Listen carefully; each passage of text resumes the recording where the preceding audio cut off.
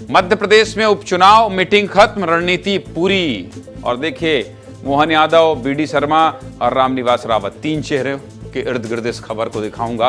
पूरी खबर जान लीजिए। मध्य प्रदेश में 2 सीटों पर उपचुनाव है। तारीख का ऐलान कभी भी हो सकता है। ऐसे में पार्टियां अब तैयारियों में जुट गई हैं। क्या तैयारी हुई है, किस पार्टी ने तैयारी शुरू की है? बीजेपी दोनों सीटों पर उम्मीदवारों का नाम फाइनल करने में जुट गई है। एक सीट पर नाम लगभग तय माना जा रहा है। अपडेट आप इन 4 तस्वीरों में समझ लीजिए। बीजेपी दफ्तर में आज मीटिंग हुई, जिसमें रामनिवास रावत का नाम विजयपुर सीट पर फाइनल हो गया। वहीं बुधनी सीट पर अभी भी 3 लोगों की दावेदारी है। 3 दावेदारों का नाम आने के बाद भी बीजेपी के प्रदेश अध्यक्ष वी डी शर्मा ने साफ कर दिया है कि फाइनल नाम आज ही दिल्ली भेजे जाएंगे। सुन लीजिए।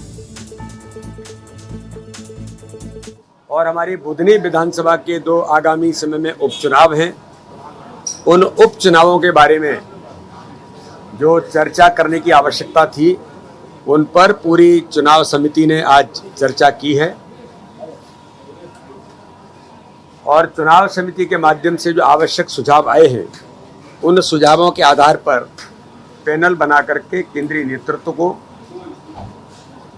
हम आज उसको भेज देंगे। इसलिए हमारी चुनाव समिति के सभी सम्मानित सदस्यों ने मिलकर के इस पर चर्चा की है। मध्य प्रदेश की जिन 2 सीटों पर चुनाव होने हैं वो भी समझ लीजिए। विस्तार से आपको सब कुछ बता देता हूं। सबसे पहले बात विजयपुर सीट की करते हैं। विजयपुर सीट से रामनिवास रावत कांग्रेस के सिंबल पर विधायक थे, लेकिन रावत साहब का मन बदल गया और वो बीजेपी में शामिल हो गए और विधायकी से भी इस्तीफा दे दिया, जिसके बाद विजयपुर सीट खाली हो गई। दूसरी सीट है बुधनी। बुधनी सीट सूबे के पूर्व मुख्यमंत्री शिवराज सिंह चौहान का गढ़ माना जाता है और जब शिवराज सिंह चौहान विदिशा से सांसद बने तो बुधनी सीट भी खाली हो गई, जिसके बाद अब इन 2 सीटों पर उपचुनाव होने हैं। चलिए आगे बढ़ते हैं और बात आज बीजेपी दफ्तर में उपचुनाव को लेकर हुए मंथन की कर लेते हैं। क्या हुआ, क्या निकला? आज मध्य प्रदेश बीजेपी के बड़े नेताओं ने 2 सीटों पर उपचुनाव को लेकर पूरी रणनीति बनाई। मुख्यमंत्री डॉक्टर मोहन यादव और बीजेपी प्रदेश अध्यक्ष वी डी शर्मा को इस बैठक में शामिल हुए। उम्मीदवारों के नाम पर खूब चर्चा हुई। आखिर किन 2 प्रत्याशियों को इन सीट पर दावेदार बनाया जाए? बैठक के बाद लगभग एक नाम तो फाइनल हो गया और वो नाम था रामनिवास रावत का। लेकिन बुधनी सीट पर अभी पेच फंसा हुआ है और बुधनी सीट पर कई दावेदारों के नाम सामने आ रहे हैं। कौन कौन से नाम हैं ये भी समझ लीजिए। चलिए समझा देता हूँ। सबसे पहले नाम है पूर्व सांसद रमाकांत भार्गव का। रमाकांत भार्गव का टिकट काटकर ही विदिशा से शिवराज सिंह चौहान को टिकट मिला था और अब सूत्र तो यही कह रहे हैं कि पार्टी रमाकांत भार्गव को रिटर्न गिफ्ट दे सकती है। इसके बाद दूसरा नाम रघुनाथ सिंह भाटी का है। वहीं तीसरा नाम रवि मालविया का है। अब ये 3 नाम तो पैनल के पास आए हैं, लेकिन एक और नाम जो अफवाहों के बाजार में सबसे ऊपर चल रहा है वो कौन सा जानते हैं? और वो नाम है शिवराज सिंह चौहान के बेटे कार्तिकेय चौहान का।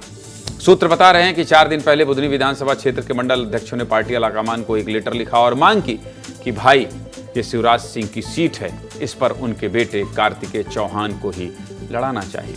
इसका मतलब यह है कि बुधनी वाले चाहते हैं कि शिवराज की सीट है तो उनके बेटे की पहली दावेदारी बनती है। हालांकि शिवराज सिंह चौहान ने फैसला पार्टी पर छोड़ रखा है। अब देखना है कि पैनल में जो नाम आए हैं उन्हीं में से किसी को टिकट मिलेगा या फिर कार्तिकेय चौहान की भी कहीं से एंट्री कराई जाएगी। इस खबर पर मुझे लगता है कि कुछ अंदर की भी खबर है। श्याम जी, अंदर की खबर आप ही बता दीजिए, जो हम विश्लेषण कर रहे थे अभी तक, जो बता रहे थे विस्तार से, इसके पीछे की भी जो कहानी है वो बता दीजिए श्याम जी। देखिए ज्ञानेंद्र, इसको इस तरह से समझा जा सकता है कि सियासत जो चल रही है उपचुनाव को लेकर, उसमें कहीं ना कहीं ये निकल के आ रहा है कि शिवराज जी अंदर खाने से तो चाहते हैं कि उनके बेटे को जो है उनकी सीट पर जो है लड़ाया जाए, लेकिन खुद पब्लिक डोमेन में आकर कोई बयान नहीं दे रहे हैं, क्योंकि उनको ये लगता है कि एक प्रक्रिया है, उस प्रक्रिया से ही दिल्ली जो पैनल नाम गए हैं और अब ये दिल्ली को तय करना है कि रमाकांत भार्गव को दिया जाए या जो है किसको दिया जाए। भार्गव इसलिए स्वाभाविक जो है उम्मीदवारी रखते हैं कि उन्होंने एक समर्पण दिखाया था और उस समय पार्टी की बात मानी थी, इसलिए अब स्वाभाविक रूप से वही उम्मीदवार हैं। लेकिन जो मंडल अध्यक्ष वाला फार्मूला लागू किया गया, देखिए राजनीति में बहुत कुछ अंदर खाने चलता रहता है। ये पत्र उन्होंने लिखे या लिखवाए गए, ये भी एक विवेचना की बात है, इस पर भी विश्लेषण करना चाहिए। मंडल अध्यक्षों के पत्र गए, यानी जो है कहीं ना कहीं लोकप्रियता शिवराज के बेटे की ये दिखाने की कोशिश की गई, लेकिन आला कमान को ये तय करना है कि एक नाम तो तय है रामनिवास रावत का। अब बुधनी के लिए क्या स्थिति बनती है और बुधनी में जीतने वाला उम्मीदवार ही चाहिए।